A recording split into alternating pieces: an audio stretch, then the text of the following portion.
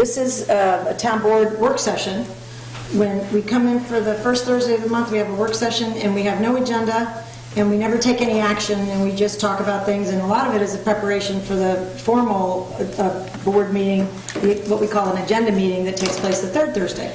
But this particular work session evening, we put the legal notices out that said that the town board will take action tonight because we are working on a very important solar project, and we want to be able to vote, be in a position to vote, and tonight was the best time to do that. So we are taking action, which is the only reason why we put together not a formal agenda, but somewhat of a guideline of what we're doing.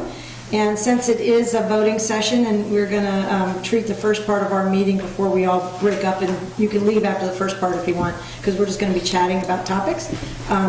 But because we are going to be voting, and it's somewhat formal at the beginning, I'd like to ask all of you to please rise and help me salute to the flag.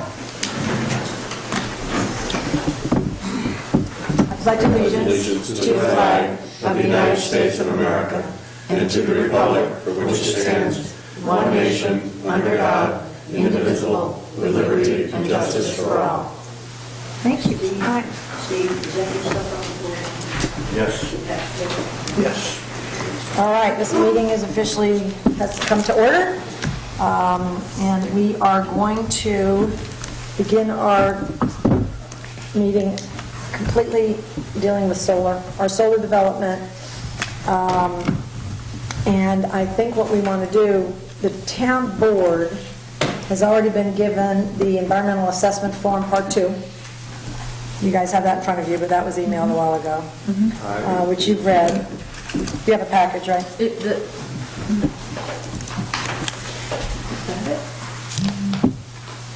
That's it. Yeah, there it is. Thanks, Stacey. All this was in an email, and then the resolutions cleaned up a little bit. So I think all we really need to do is, since the environmental assessment form has been reviewed by the board and been completed, all we really need to do is go through Resolution 1935 and Resolution 1936. And we weren't, now we were talking about waiving the reading on 1936 because of the length. 1936 is the determination as to Monroe balancing of interest test and approval of application. That's the second of the two.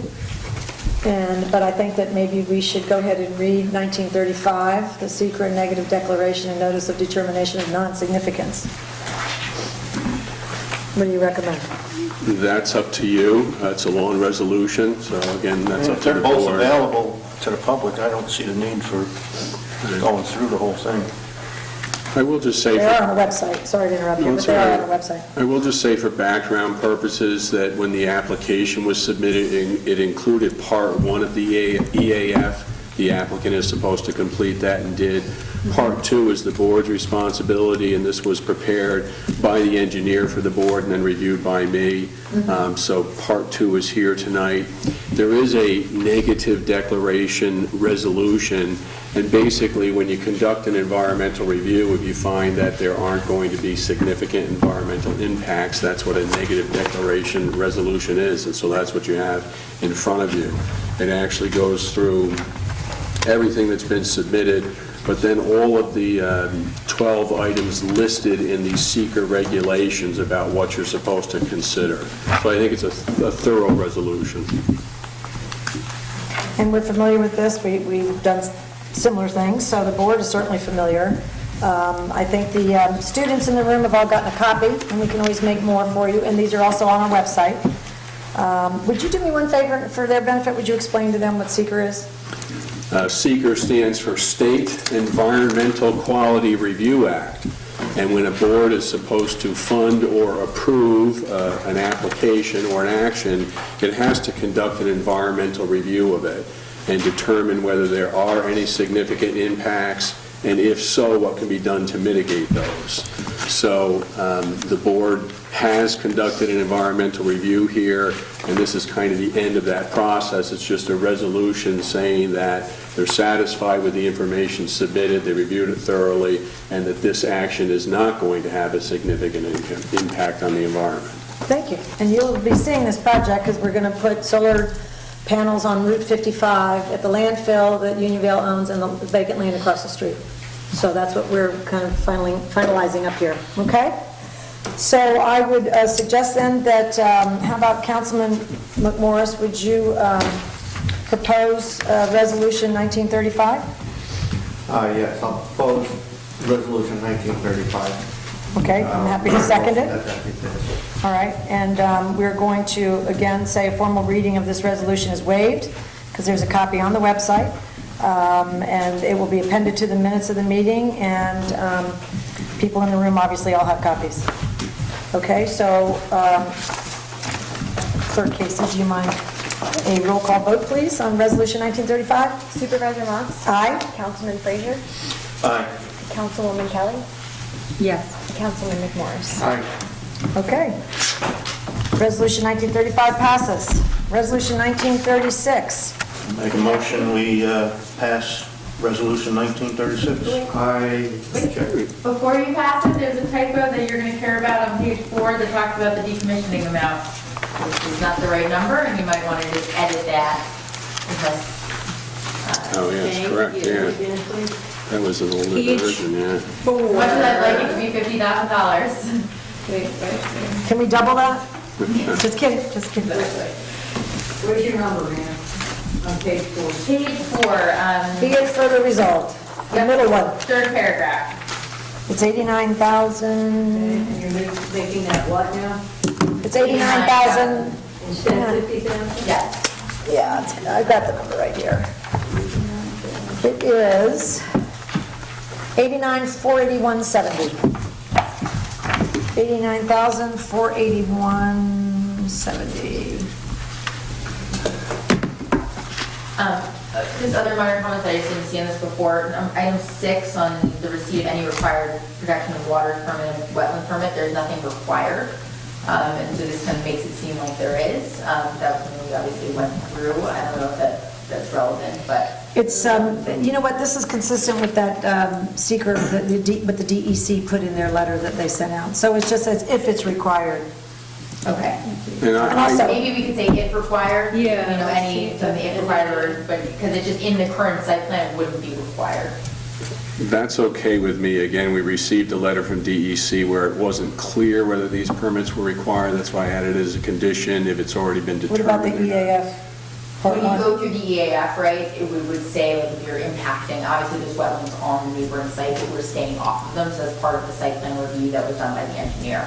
If you needed a, you know. I think that's what it was, you know, that's what triggered it, because in the EAF Part 1, there was a recognition of wetlands, and in the DEC letter, they didn't recognize wetlands, but said if there are some. Exactly, they didn't necessarily look at it. But if they are, you know, we're keeping, there's a stream that runs through here, and then most of the wetlands are actually. Right, on that property behind us. There's Yeah. nothing here, which is another reason why if you look at the turtle maps, getting to another topic, but the turtle habitat is here on the Right. neighboring property where there are wetlands, and because we're adjacent to it, that's why it shows up, but not because. But the we're stream, not where's the inhabiting stream? it. On the southern end. It's not. So I think we could put if required and just do the if. Or what word did you say? What did you? Said any required, I just would, yeah, I would just suggest you say something to the effect that it seems a little bit more, you know. If required. Receipt of any permits if required. Or like, Yeah, it was said, yeah. We had talked about it as an if, I think it just got.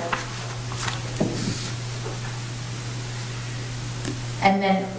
Oh, wait a minute, this says receipt of any required, but if it's not required, then obviously we won't receive them. Right, that's the way I read it. Yeah, so we don't need it. That Now, it that's doesn't fine. apply in this case, but I think it's a standard type list here for this type of resolution. Okay, usually if it's determined in seeker that it's not required, or being determined by our own. Yeah, you know what it is, but because it says if required, it says receipt of any required, but you're not going to be, but the DEC was a little unclear, and then you did They're trying to recognize. cover their bases, Yeah. because they're not doing a formal review, right, because they're relying on you as the lead agency, but what they're trying to say is, hey, red flag in case, Right. because this is on the EAF, you should look to see if. It is on the EAF, yeah. required. That's Yeah, okay. because there is a stream that runs. But you won't be required because it shouldn't be.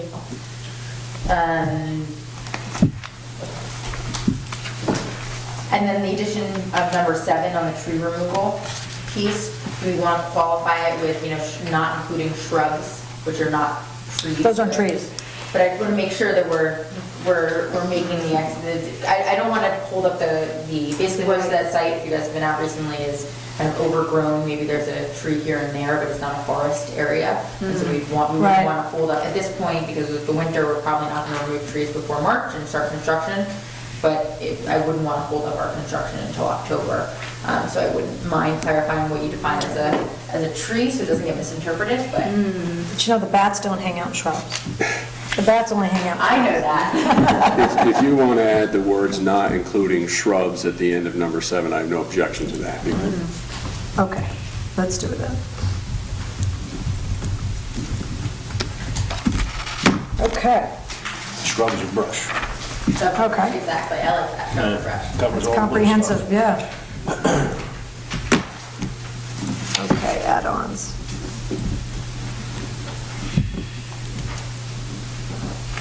Four, great. Okay. You all cleaned up now? I think it looks good. I'll find No. it. Can I add something now? What page are you on? I'm on page 4, number 9, up at the top. Right, the application was referred to the Fire Advisory Board. We received the request on October 3rd. We have not met, so there is no informally or formally report that adequate access is, to the properties for fire and emergency purposes. That hasn't been done. And I know I'm chairman of that board, but I can't approve that without at least letting the chairman of the Board of Fire Commissioners, who's on the board, and the chief of the district see that to say Well, that, George is going to handle that. He's going to meet with them individually. I don't know if he's met with them and started. yeah, but, Just change the there is language. no informal or formal. Actually, I don't want it to say informally anyway, because I really want a letter for the file. So I think that we could say that they're meeting now, like George is meeting some individually, and he offered to go to the firehouse. But when it's finished, it should be I asked them for a written response for the file. So could we change that a little bit, Where's or the fire language, sorry? number 9? Number 9 is up Number at the 9 top. on page 4. It's the last part of the paragraph. Because it's not going to, I mean, if it's written, I'm thinking the word formal corresponds with a written response, and I think it'd be nice to have one for the file.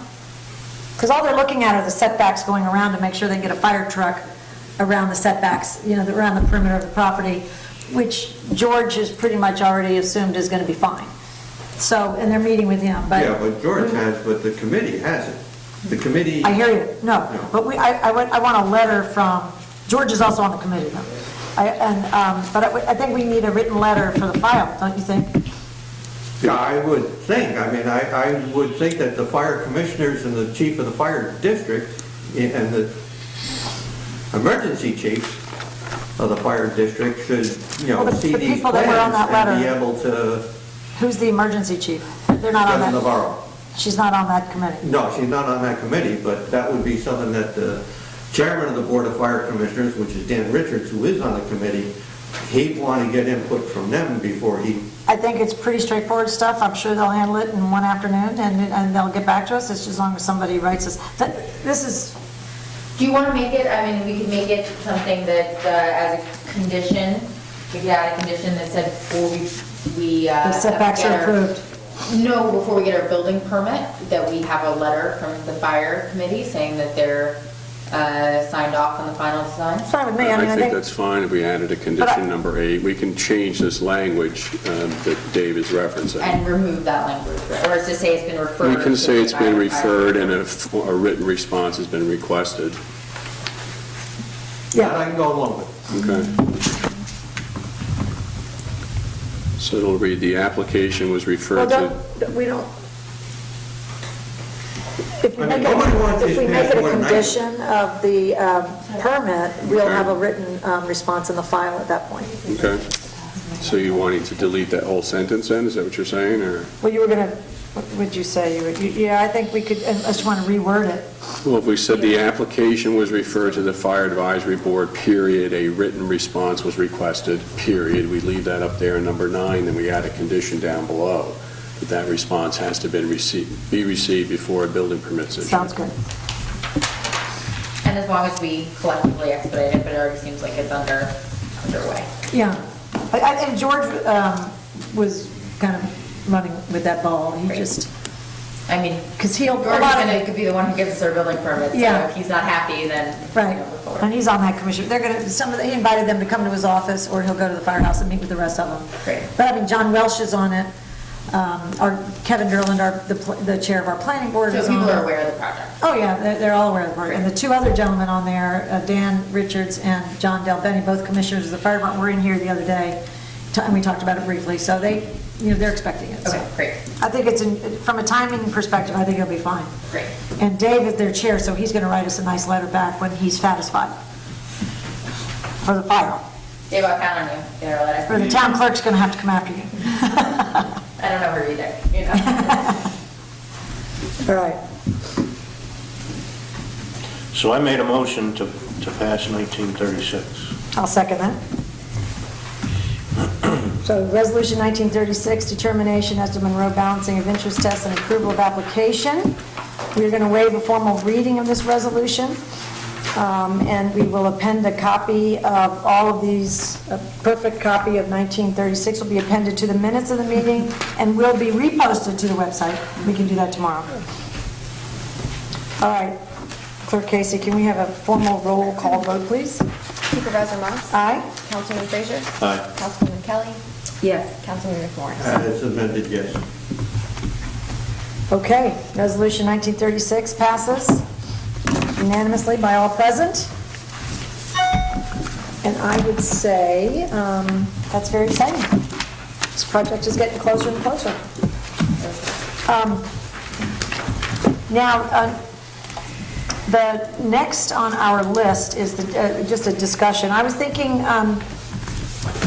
Wendy, would you like to come up and join us could you mind sitting here for a minute? Because this is the voting part about the solar development is over, and what we're going to talk about now, this is part of the discussion, is our decommissioning plan. Now, just for background, here you go, draft. Let's pass that to Dave, thank you. So let me give everybody some background. This is our, so decommissioning plan is the plan that we put a copy in the file of and that our developer agrees to 25 years from now when this solar development is finished and we want to take it down.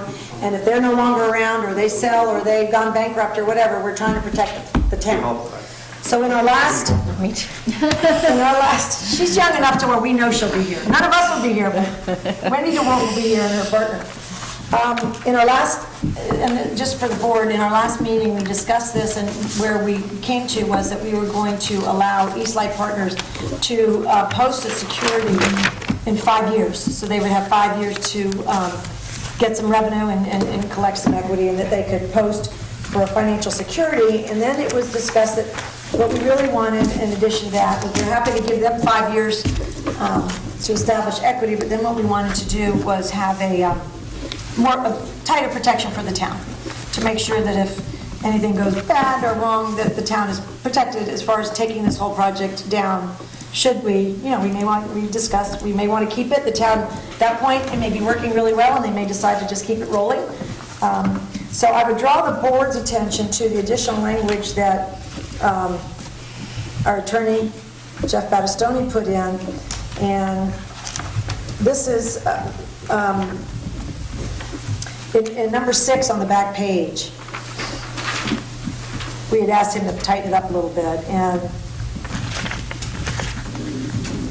I would think, maybe to make the whole thing make sense, Karina, you're good at this. Could you mind reading number 6 out loud, and then I'm going to ask Wendy to talk about there's a phrase in here that you want to debate a little bit, which I think is worthwhile, but Councilwoman Kelly read it for us, and then we'll all be on the same page. Okay, number 6, decommissioning performance guarantee. In accordance with the Town of Unionville zoning regulations, ELP Unionville Solar LLC shall post sufficient financial security, decommissioning financial security, to ensure the removal of the solar energy system. The decommissioning financial security will be provided to the town on or before December 5th of 2024. The decommissioning financial security shall be $89,481.70, as determined by the Town of Unionville's engineer and as approved by the town board. The financial security shall remain in effect until the system is removed. The financial security and interest earned on this sum shall be payable to ELP Unionville Solar LLC at the satisfactory completion of the decommissioning process, except that the Town of Unionville shall be entitled to an annual administration fee of 1% of the sum on deposit at the end of each calendar year, in the event that ELP Unionville Solar LLC fails to comply with its obligations pursuant to this decommissioning plan. The Town of Unionville may spend any or all of the sum on deposit to cause the facility to be decommissioned as described herein. Any shortfall that results from such decommissioning shall be the responsibility of ELP Unionville Solar LLC and shall be paid to the Town of Unionville by ELP Unionville Solar LLC immediately upon demand. All obligations of ELP Unionville Solar LLC pursuant to this decommissioning plan shall be binding upon the successors and assigns of ELP Unionville Solar LLC. This decommissioning plan and its execution and delivery to the Town of Unionville has been duly authorized. Blah, blah, blah. Okay, so now we know we're all on the same page, we know where we stand, and Wendy, you had a comment to make, and I thought, since the board had already had this discussion about protecting the town, I wanted them to hear your thoughts. So from our perspective, the decommissioning financial security serves two purposes. One is that, when we're done with the facility, if we're still, here and it's operating well, which we have all intention to be doing, and to be there to require us to take down the facility, right? So if anything, just to make sure we just don't leave with the equipment there, we come in and take it back so that we can get our financial security returned. The second reason, which is what most towns we find that we work with focus on, is the concept of if something happens and we disappear in year 15, the town needs to have the financial, which again, as we've talked to, I've talked about many, many times, given the economics of these projects is very, very slim. The town wants to have the security in place so that they could decommission the facility. And so, if we're not, basically, so this doesn't become an eyesore in the town. And so that's why the $89,000 was sized as it was. We worked with the town engineer to take what would it cost to decommission the facility today. That number, according to the town code, is multiplied by 150%, so that you say we have, essentially, accounts for inflation by the time in year, it's going to cover what it would cost in year 25. The last sentence of this paragraph in section 6 brings up the fact that, bless you, if we go through the decommission, or if you run through the decommissioning security, you can ask us for, the rest of the funds to pay for it, to take it down. Which, from our perspective, seems like a very unusual scenario, because either we're going to be there and we're going to take it down, and we're going to, restore the facility, which we're incentivized to do because we get to recycle the equipment and take the scrap value from it, and there's reasons that we're probably, as a private entity, can decommission it less expensively than the town can. Mm-hmm. So we'd be incentivized to do it that way. On the kind of flip side of that, if we have abandoned the facility and, it's year 15 and we're not there anymore, you guys are not going to be able to come find us and get the additional, because if we're not taking it down, if we're not there again, we've abandoned our security at that point. So, getting the rest of it is unlikely. So from a practical standpoint, it seems, that's why the town engineer came up with that $89,000 to say that this is what it should cost to take it down. And obviously there's uncertainty But that's, because we don't know really what's maybe it'll be a lot cheaper probably in, 25 years from now when we're decommissioning facilities, but this is what we think it's gonna cost, and that's what the town has in their kind of pockets, and at that point, whatever interest comes out of that to decommission the facility. So, I think from our perspective, it leaves the obligation very open, which, could become, make some financing pieces of our project a little bit more challenging, because this is what we're budgeting, and that leaves it open-ended about what our obligations are going to be to the town. But that says, I think it's a really remote risk, because, we're not, we're going to be here to decommission it ourselves. So I just wanted to highlight that language, though, because to us it seemed a little, yes, it's remote, but it does kind of create this open liability for us that doesn't quite line up with how we think about. So it's that one sentence that bothered you. So from our perspective, do you want to address one way of looking at this, or do you want? Well, I would say that the ELP Unionville Solar LLC is responsible to decommission the project. And that we're committing that to that part of it. And you are, that's correct. The LLC is committing to do that. The LLC posts security just in case they don't, so the town has something. But if the town had to step in and decommission, they'd want to be able to recover the full cost of the decommissioning. If it happened to be $100,000 and there was $89,000 of security, there's still $11,000 that's due, and they'd want to have the right to go after ELP to collect that. So this is worded that way. Right, and I understand that. I'm just thinking from a practical perspective. We're not taking it, in what situation if we were kind of there to take it down? We would want to take it down no matter what. I understand. But there is the possibility that you wouldn't, and the town would get stuck with doing it. Which is why the town engineer came up with the estimate. I understand, but that's a present-day estimate, and this could be 15 to 20 years in the future, and who knows what the actual cost could be at the time.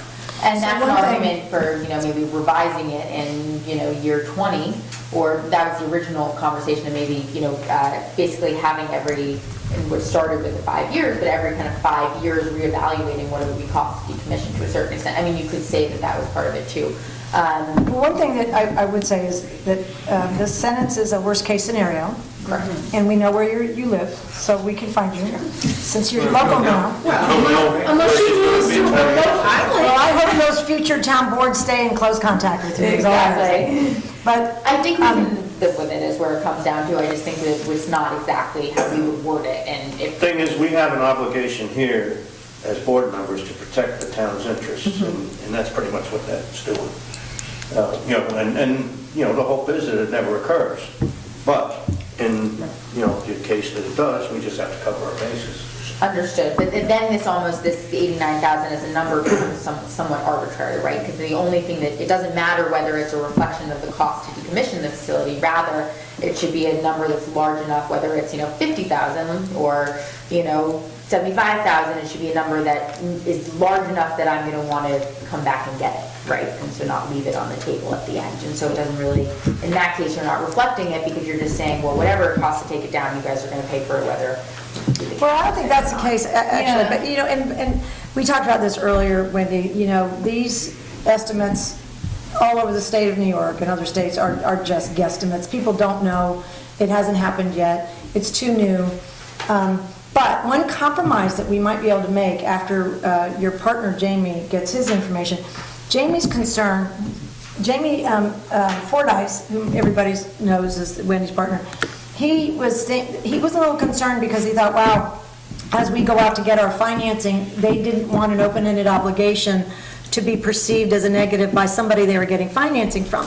But the estimates of 89 are probably pretty tight today for us, and I would think that it can't go but a certain small percentage above that or below that.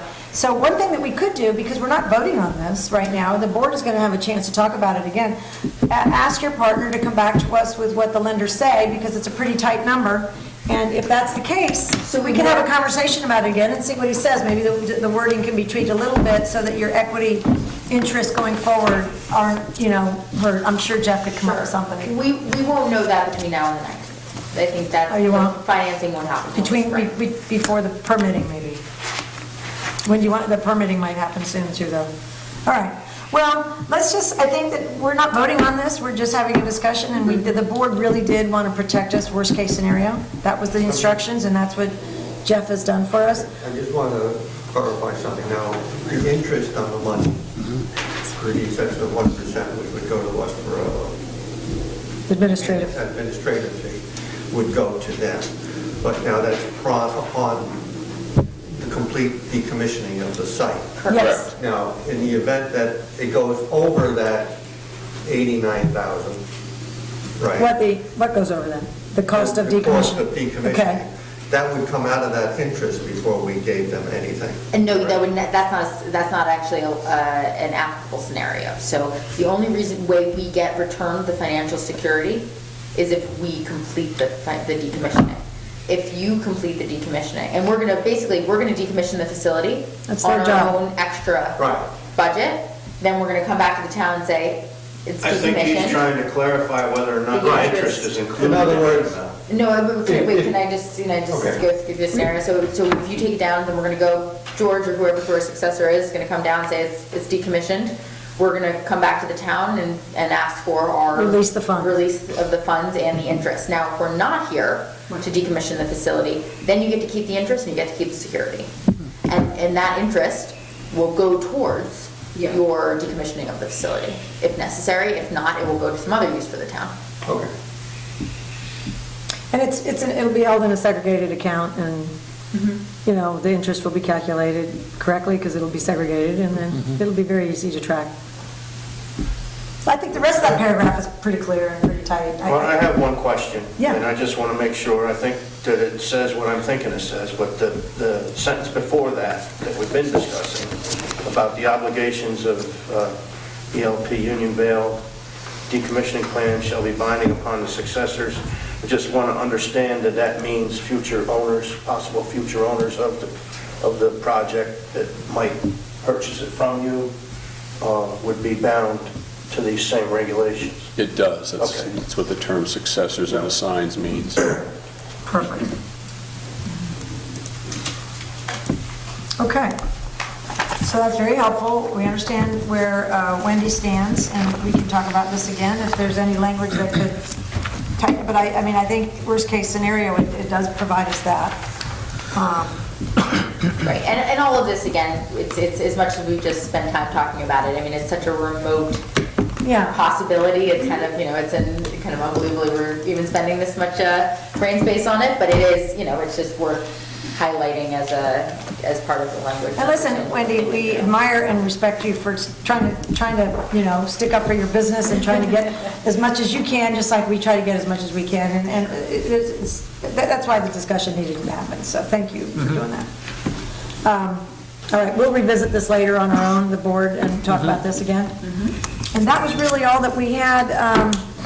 Do you want me to give a quick project update on just some other pieces of permit? Oh, yes, we may have some good news on the 12th, so I don't know, we got our fingers crossed. And then maybe just a quick on, a little bit about the development that the students present might not know about.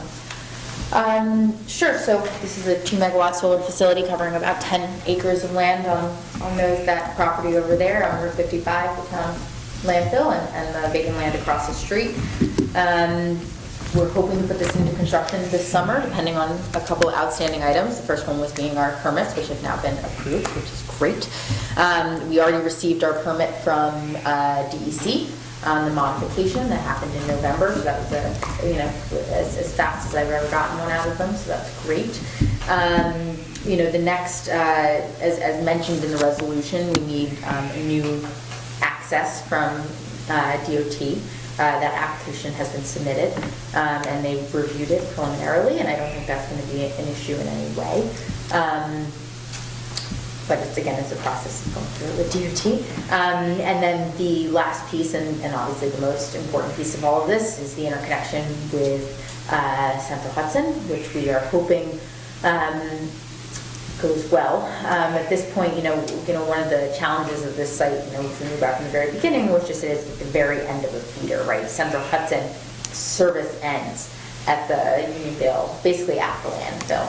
And so recently, and kind of some of the other studies from Central Hudson that we've received, projects that are located at the end of the feeder have not done very well in terms of pricing, including ones that we've had to actually not move forward beyond that. So we're crossing our fingers and hoping that this Unionville substation is robust enough so that there won't be an issue on the cost of this project. But there's been a lot of updated work basically in October. There's been a big push by the Public Service Commission to update the available information for developers and for municipalities about, and actually any individual can sign up as public information, about all the power lines in across New York State. And you can kind of click on them and see the hosting capacity for solar power and things like that, and information there, which is all new to us. We used to have kind of substation level, and now we're dealing with kind of feeder and even segment of feeder level. That's great. So it's really interesting information. It doesn't give us the greatest information these days for what the Unionville, what our interconnection line looks like. So as we're expecting it, within the next week, we're expecting our results, and we're hoping for the best. But that will obviously be a big question as we get this through, and hopefully, whether it comes back positively or negatively, we'll be able to find a solution somehow. But it definitely, this is always a challenging piece of solar development, is that you might have the best project site available, and the utility doesn't give you much room for that. But we'll know soon enough. So that's kind of the hopefully before your next meeting on the 9th. That'd be great. Good. And if we get positive results, then we will have all the pieces, and once we get the pilot signed with the school district, which is the last piece, we will have all the items that we need to bring this to financing and get it built hopefully Great. this summer. And I did confirm, now we got a letter recently from the county, because the county has moved around who the responsibility lies with as far as approving the pilot, the payment in lieu of taxes. And it used to be with a woman that was in economic development, and that's who I spoke with over a year ago, and then now it's all moved around. So I called Owen Rafter, who runs the Dutchess County Planning and Development, because he's the new head of that. All the permissions for pilots, or the requests, go to his department, which makes sense. So Owen, and I called him and said, hey, it says in your letter that if out of the 3 taxing jurisdictions, the county, the town, and the school district, if one of them takes a pilot, then the county will also take a pilot. And I said, but we have 2 issues. I said, Unionville is doing a project, and they had attached a sample of Eastlight Partners pilot request letter, but it was for the town of Stamford. They had requested it, so I didn't know if he knew that Unionville even had it, although... We sent them a letter too for Unionville. Right, but you sent it to Eric Axelson.